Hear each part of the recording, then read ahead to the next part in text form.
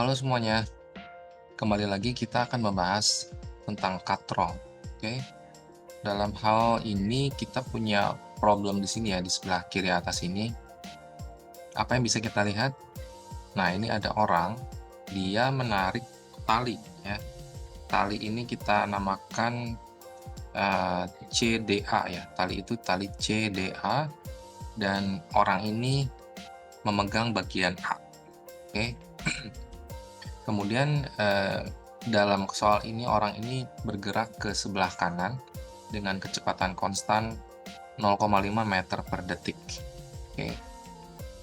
Nah, yang ditanyakan dari soal ini adalah berapakah kecepatan titik C ini ketika dia bergerak gitu ya.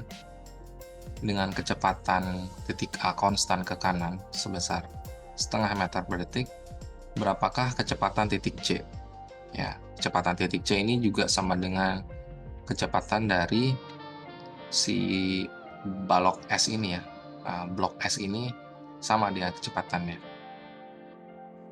Kemudian dari soal ini juga kita bisa lihat bahwa ketinggian puli dari tanah itu 15 meter, kemudian panjang tali itu 30 meter, panjang tali itu dari C ke D kemudian ke A itu 30 meter.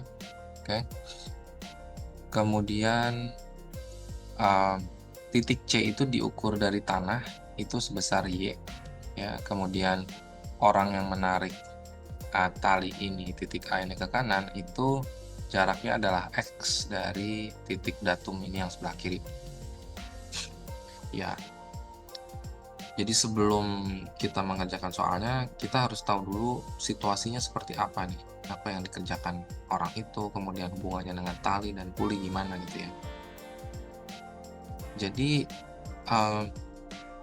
titik DA ini ketika orang ini bergerak ke kanan itu semakin lama semakin panjang ya, benar ya, semakin lama semakin panjang sehingga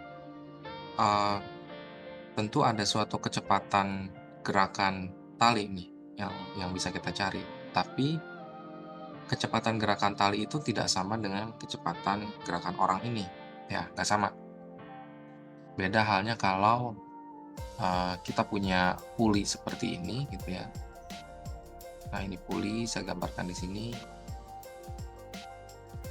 Lalu ujung sebelah kanan ini kita tarik ke bawah dengan kecepatan misalnya 3 meter per detik.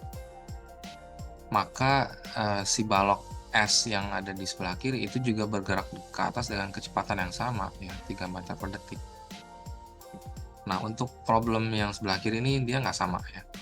Kasusnya nggak sama karena arah menariknya itu tidak dalam arah yang sama nih arah nariknya. Jadi kecepatan pertambahan panjang tali itu nggak sama dengan kecepatan orang gerak ke kanan tuh.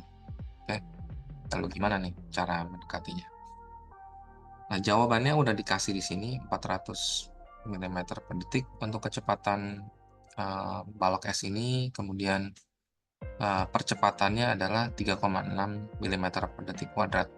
Nah, dan kecepatan dan akselerasi ini itu kita hitung ketika Y itu 10 meter. Oke, Y itu 10 meter dari datumnya ya. Oke, mau coba dipikir dulu sebentar. Nah, sekarang kita sambil dipikir, ini sambil saya hapus dulu. Coba kita lihat solusi yang dari buku ya. Sekarang saya bahas solusi dari buku textbooknya. Karena ini adalah contoh soal, jadi kalian bisa cek solusinya langsung di textbook. Nah, yang pertama yang saya gambarkan di sini adalah untuk membantu ya. Jadi sangat-sangat membantu kalau kita membuat diagram nih untuk membantu apa yang kita hitung. Oke. Jadi X itu adalah ini ya, panjang garis di bawah ini dari segitiga ini gitu ya. Kemudian 15 meter itu adalah tinggi segitiganya. Kemudian LDA itu adalah panjang segmen dari DA. Kemudian yang saya tandain merah ini dia adalah talinya ya. Jadi LCD ditambah LDA itu sama dengan panjang talinya 30 meter yang tadi. Kemudian Y ini adalah ketinggian blok S itu dari titik referensinya. Oke. Yang kita tahu bahwa LCD ditambah Y itu sama dengan 15 meter. Oke. Yang pertama kita bisa lakukan di sini adalah, menurut solusi dari buku ya, itu kita mencari hubungan antara X dan Y. Oke. Karena ketika orang ini bergerak terus ke kanan, X akan terus bertambah ya. X bertambah, sementara X bertambah, Y juga bertambah. Jadi kalau kita bisa mencari tahu hubungan antara Y dan X, kemudian kita tahu X dotnya berapa atau perubahan X terhadap waktu berapa, maka kita bisa menghitung berapa perubahan Y terhadap waktu, yang itu sama dengan kecepatan titik C ini, dan itu yang kita cari. Oke, jadi langkah pertama kita mencari tahu hubungan antara Y dan X. Oke, jadi ini solusi dari bukunya seperti ini. Kita lihat yang paling bawah ini ya, yang paragraf paling bawah sampai kita dapat persamaan nomor 1. Jadi paragraf yang di atas ini hanya penjelasan awal aja. Kita lihat hubungan antara X dan Y itu dari panjang tali nih ya. Panjang talinya kita tahu konstan. Panjang tali kan nggak berubah ya, meskipun orang itu tarik talinya, dia panjangnya nggak berubah. Itu asumsi yang kita pegang di sini. Nah, panjang tali itu dinotasikan sebagai L, dan dia adalah LDA ditambah LCD. Nah, LDA itu yang saya tandain sini di kanan ya. Kemudian LCD itu segmen yang sebelah kiri sebagian. Nah, itu adalah 30 meter kan panjang talinya. Nah, sementara itu kita tahu bahwa karena panjang tali ini adalah LCD plus LDA, LDA ini kita bisa cari juga dengan rumus Pythagoras. Oke. Rumus Pythagorasnya gimana? Sisi tegak dikuadratkan ditambah sisi bawah dikuadratkan, lalu kita ambil akarnya. Oke. Itu adalah panjang LDA. Makanya di sini LDA itu dia sama dengan akar dari 15 kuadrat ditambah X kuadrat. Itu adalah LDA. Nah, sementara itu apa LCD-nya nih? LCD-nya adalah 15 dikurangi Y. Oke. Itu adalah LCD. Nah, dari sini LCD dan LDA hilang semua, sisanya adalah relasi antara Y dan X. Nah, inilah yang kita butuhkan nih. Lalu apa langkah selanjutnya? Nah, langkah selanjutnya adalah kita mau mencari hubungan antara Y dot dan X dot. Ya, Y dot itu kecepatan titik C, X dot itu kecepatan titik A ke kanan. Oke, itu sama dengan kecepatan VA. Oke, nah ini solusi dari buku seperti ini, bahwa kita ambil turunan sisi sebelah kiri sama dengan, juga kita ambil turunan sisi sebelah kanan sama dengan terhadap waktu. Oke, dan kita gunakan yang namanya chain rule atau aturan rantai. Jadi turunan dari yang sebelah kanan itu adalah turunan terhadap X dikalikan dengan dx per dt-nya. Gitu ya caranya ya. Turunan sebelah kanan diambil turunan terhadap X, tapi dikalikan dengan dx per dt. Itu jadi dia turunan terhadap waktunya tetap konsisten. Nah, sehingga kita bisa dapat relasi bahwa dy per dt itu adalah X dibagi akar 225 plus X kuadrat dikalikan dengan VA. Nah, VA-nya itu tadi setengah meter per detik, jadi tinggal kita substitusikan berapakah nilai X ketika Y-nya itu 10 meter. Nah, ketika Y 10 meter, X-nya itu diperoleh dari persamaan satu ini ya. Jadi masukkanlah Y-nya 10, berapa X-nya? Nah, X-nya ternyata 20 meter, sehingga kita bisa peroleh kecepatan titik S atau kecepatan titik C ke atas itu 400 mm per detik atau 0,4 meter per detik ya. Oke, jadi ini mengambil chain rule aja nih, turunan dari akar 225 plus X kuadrat diambil turunan terhadap waktu, itu hasilnya setengah dikali 2X per akar 225 plus X kuadrat, baru dikalikan dengan dx per dt. Oke. Nah, Kemudian dari problem ini kita teruskan mencari akselerasi. Nah, kalau mencari akselerasi artinya kita harus ambil turunan sekali lagi. Dari persamaan nomor 2 ini, kita ambil sekali lagi turunannya. Ya. Nah, kalian bisa ikuti ini pakai chain rule juga sama, sehingga kita mendapatkan bahwa AS ini adalah percepatan titik S, itu sama dengan 225 dikali VA kuadrat dibagi 225 plus X kuadrat. Lalu ini dipangkatkan 3/2. Oke, banyak sekali pangkat nih di sini ya. Nah, kemudian inilah bentuk final dari percepatan, yaitu kita masukkan VA-nya itu setengah meter per detik. Hasilnya kita dapatkan 3,6 mm per second square. Oke. Nah, gimana? Pakai chain rule, ya ada tantangannya memang menggunakan chain rule, dan kita bisa ikutin caranya. Nah, saya mau memberikan solusi dari sisi yang lain nih. Kita coba lihat ya. Jadi kalau solusi dari buku itu dia menggunakan prinsip chain rule dari kalkulus, bisa kita peroleh memang. Nah, kalau solusi yang mau saya bahas itu basisnya, kita lihat ya, basisnya adalah vektor. Oke. Kita lihat mana yang lebih mudah menurut kalian. Silahkan nanti kalian komentarin ya. Jadi saya gambar posisi titik A sekarang ya. Yang lebih mudah adalah saya menggambar posisi titik A itu dari titik atas, dari titik D. Oke. Nah, titik A ini saya gambar lebih apa? Ini panah sebenarnya ya. Nah, panah ini dia menunjukkan vektor posisi titik A. Oke. Dari datum yang atas. Saya kasih nama ini vektornya vektor P. Vektor P. Nah, vektor P ini dia punya koordinat seperti ini ya. Vektor P kalau saya kasih bentuk vektornya, kalau kita kasih bentuk vektornya itu dia adalah, ada yang tahu? X-nya itu sejauh X ya. Jadi P itu kita lihat dari titik D itu ke kanan sejauh X, ke bawah sejauh minus 15, benar ya? Nah, minus 15. Kemudian berapakah panjang vektor P? Di sini kita bisa tahu langsung panjang vektor P, kita kasih nama L aja lah ya. L itu adalah panjang vektor P ini, atau norm dari vektor P itu dia adalah akar dari X kuadrat ditambah 15 kuadrat. Oke.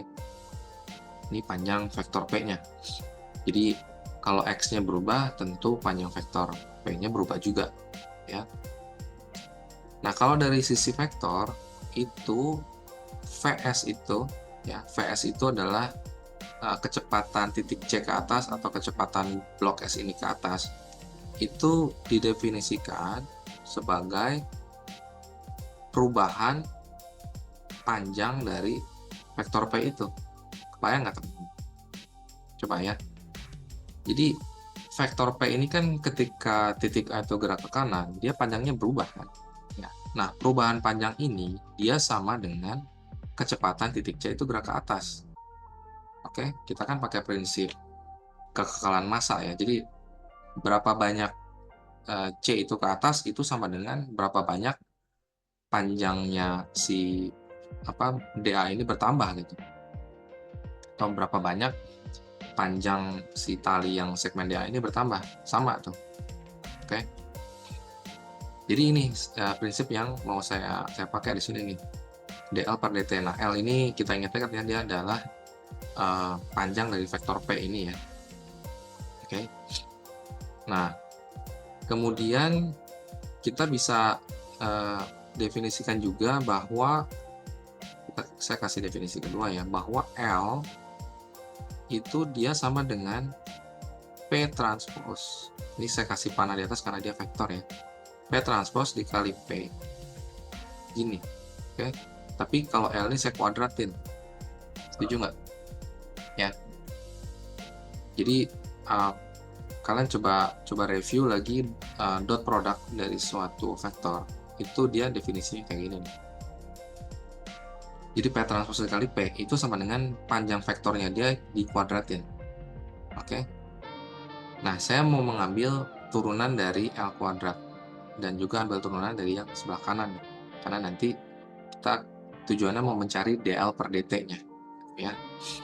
Oke, jadi saya coba tulis di sini, saya punya L kuadrat sama dengan P transpose dikali P. Dan saya mau ambil turunan sebelah kiri dan turunan sebelah kanan. Oke. Kita ambil turunan ini dan juga ambil turunan yang sebelah kanannya, ya. Jadi harus konsisten. Di kiri ambil turunan terhadap waktu, kanan ambil turunan terhadap waktu. Oke, kita ambil turunannya. Jadi kalau kayak gini, turunannya adalah 2 dikali L dikali L dot, ya, kalau kayak gini. Kalau yang ini sebelah kanan, turunannya adalah P dot, ini 2 juga, transpose dikali P. Oke. Dotnya boleh di kiri, boleh di kanan, dia sama aja, ya. Karena basically ketika kita mengambil turunan dari L kuadrat, itu kayak gini nih. Saya kasih warna lainnya. Jadi turunan dari L kuadrat per dt itu sama dengan kita ambil L dl per dt ditambah dengan dl per dt dikalikan dengan L, gitu jadi caranya, ya. Maka kita punya L dot ditambah L dot kali L, makanya hasilnya 2 dikali L dot, begitu. Oke. Nah, sampai di sini kita punya L dot sekarang. L dot itu justru yang kita cari, kan. L dot adalah dl per dt tadi. Jadi 2-nya ini hilang, kemudian L dot sama dengan 1 per L dikali P dot transpose dikalikan dengan P. Udah tuh, jadi tuh. Inilah kecepatan yang mau kita cari nih. Gimana? Udah kebayang? Coba lihat. 1 L. Tadi L itu dia adalah akar dari X kuadrat ditambah 15 kuadrat. Kita tahu tadi dari pembahasan sebelumnya X itu adalah 20 meter. Oke. Maka dia adalah akar 20 kuadrat tambah 15 kuadrat. Jadi hasilnya L adalah 25 meter. Itu, ya. Lalu apa P dot di sini? Saya tulis P dot di sebelah sini, ya. P dot itu dia adalah kecepatan dari si vektor P ini, ya. Jadi kalau posisi titik P tadi adalah X sama 15, berarti P dotnya itu tinggal gini aja, X dot sama 0, karena yang 15 meter itu dia nggak berubah, konstan, ya. Jadi selesai, P dot itu sama dengan X dot dan 0 aja. Jadi kita lanjutkan di sini, ini L dot adalah 1 per 25, lalu kita kalikan dengan X dotnya tadi adalah berapa? Kita udah tahu, kan? 0,5 meter per detik, ya. Ini 0. Jadi ini 0,5, 0, lalu P-nya tadi adalah 20 dan minus 15. Nah, hasilnya adalah setengah kali 20 berapa? 10, kan? Ya, 0 kali minus 12, 0. Jadi hasilnya 10 dibagi 25, dia adalah 0,4 meter per detik atau 400. Jadi sama tuh jawabannya. Oke, ini untuk kecepatan. Dan untuk akselerasi bisa dilakukan juga hal yang sama. Kalian ambil aja turunan selanjutnya dari persamaan yang LL dot ini, ya, dari LL dot. Ini dari, saya kasih namanya. Dari persamaan satu ini kalian ambil turunan sekali lagi, nanti dapat L double dot. Dan kalian juga akan dapatkan hasil yang sama. Oke. Coba kalian kasih komentar manakah yang lebih mudah buat kalian.